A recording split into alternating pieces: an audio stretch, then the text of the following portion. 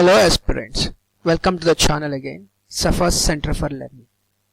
In the last class, in the caste system, we discussed a few topics. Definitions of the caste by various sociologists, we discussed about it.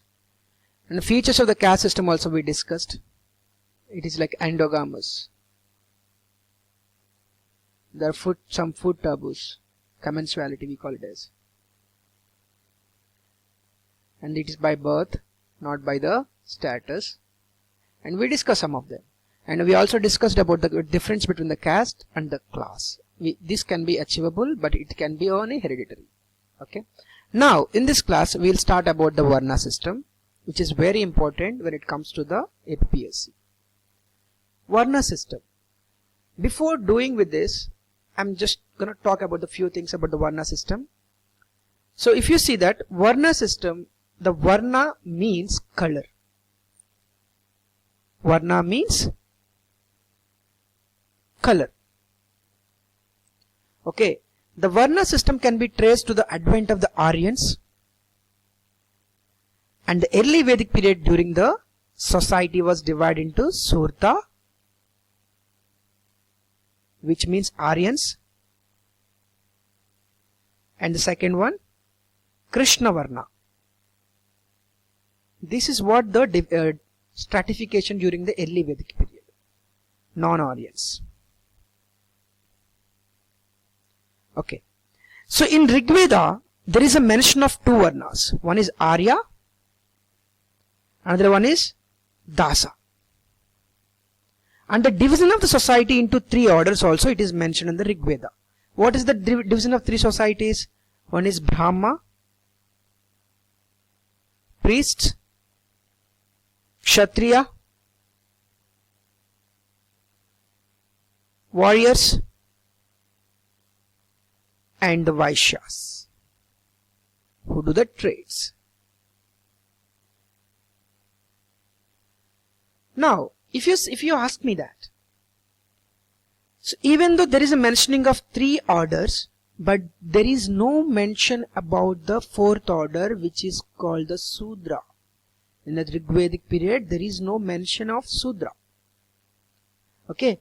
The division of society towards the end of the early Vedic period was in four Varnas. End of the early Vedic period. That is along with the Sudra. Okay. These four Varnas, they are like Brahmins, Kshatriyas, Vaishyas and Shudras, were based on the division of labor. Like based on the occupation. What they will do. If you see that Brahma, they will do the priests and they will do the pujas. Kshatriya, they will do the wars, they'll perform the, they'll go to the wars and they'll won. Vaishyas, they will do the tradings. Shudras, they'll do the untouchable work according to the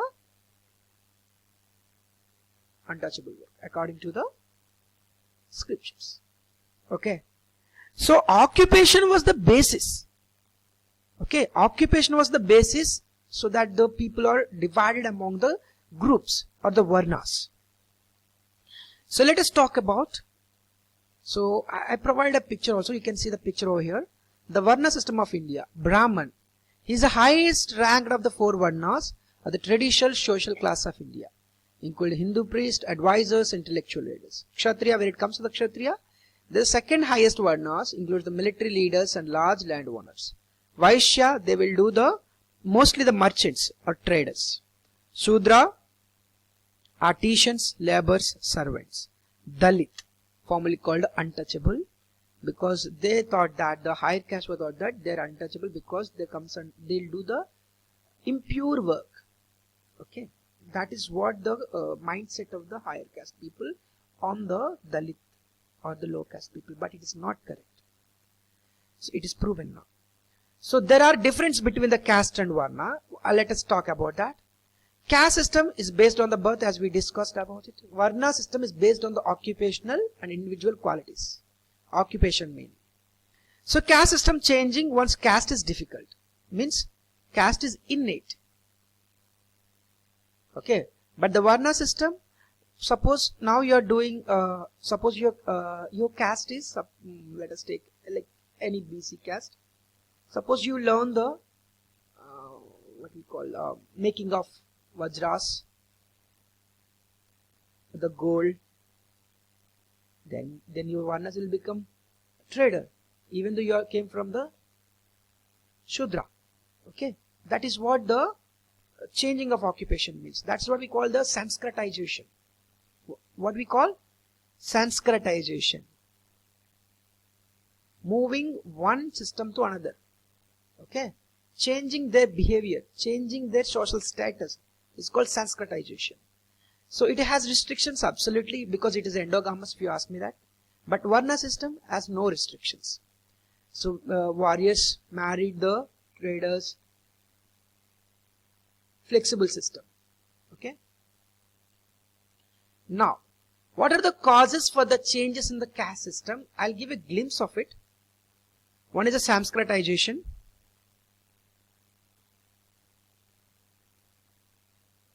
Westernization.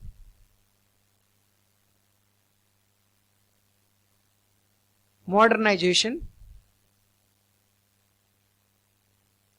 Urbanization.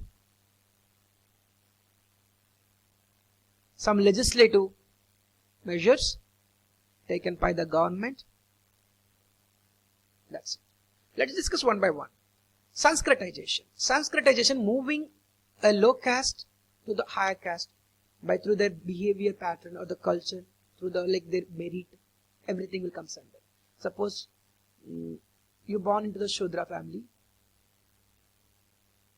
but you become a goldsmith, and your religion, your caste will become Vaishya, maybe not Vaishya, the goldsmith. Okay, or you are become Shudra, but with your virtue and your talent and merit, you become a trader or the businessman. This is what we call the Sanskritization. So which any low caste could adapt to the behavior pattern, culture of the higher caste and claim membership in that caste. Okay. So you can suppose SC, you can become a BC. A BC, you can become a OC, like that. This is what called the Sanskritization. Moving from the low caste to the higher caste to the different patterns. Westernization. When it comes to the Westernization, the Western style of education has led to the greater emphasis on the merit. Suppose you are very good at your education, then your mindset will change. Like you will think rationally. That will gives you some status in the society. Okay, like the way you look, the way you walk, the way you the clothing that you wear, the cultural practice do you perform. These all comes under the Westernization. Okay, Westernization is also one biggest causes for the change in the caste system. This is now what's happening in India. Indian people are forgetting the cultural roots of the India and they're following the modern ways of living. Next, modernization. Modernization, as I said it, include the established scientific, technological and educational institutions. They leads to the scientific temper in the human beings. Scientific temper. Rational thinking.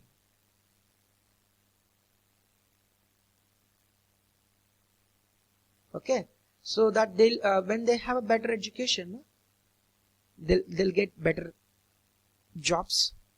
If they got the jobs, definitely they're independent, and their occupation will change, and their status will change. Everything changes. Even though you come from the low caste, if you got a job, there is much more respect in the society. That's what happens, obviously. Industrialization and urbanization, as I said it. So because of the industrial and urbanization, poor people are getting the chances for the jobs. If you got the job, everything will change in the society and the livelihood of yours changes. You get a better food, better education, better health facilities. Everything will change. Okay. So because of the industrialization and urbanization, there is a lot of changes in the food. Food taboos against the food sharing and weakening of the foods. Suppose now the I'm not going to say that, few castes they're changing their cultures of the related to the food or anything. So they're becoming what we call, they're weakening their system of cultural of their caste. And political and economic reforms, as I said, that there are a lot of policies which leads to the changes in the caste system. Lot of judgments from the Supreme Court, where it involves the personal dignity of the person. Suppose let us take Article 21. It clearly says about the personal dignity. So even though you are from the different caste, some X caste and Y caste, you can marry each other if they like each other.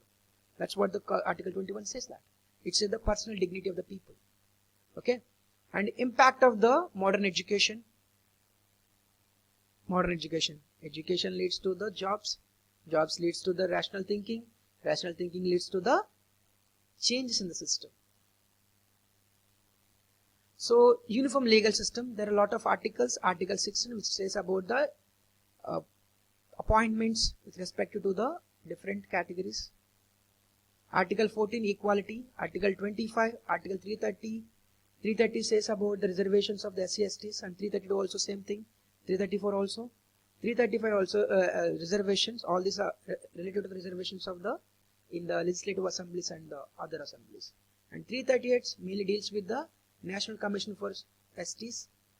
And when it comes to 338A, deals with the National Commission for STs. And 5th and 6th schedules, they constitute the provisionals, provide special privilege to the SC/STs and enable them to come up with a level of other upper caste. Okay, this is what we call as a Sanskritization. So reducing the inequality. So in our preamble also there is a mentioning of secularity, equality, and there is a mentioning of social economical justice.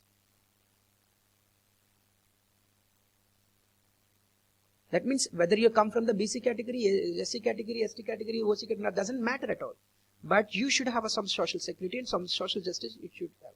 And economic justice means government has to provide the economical justice to the people of their residences. Okay, like sharing the resources equally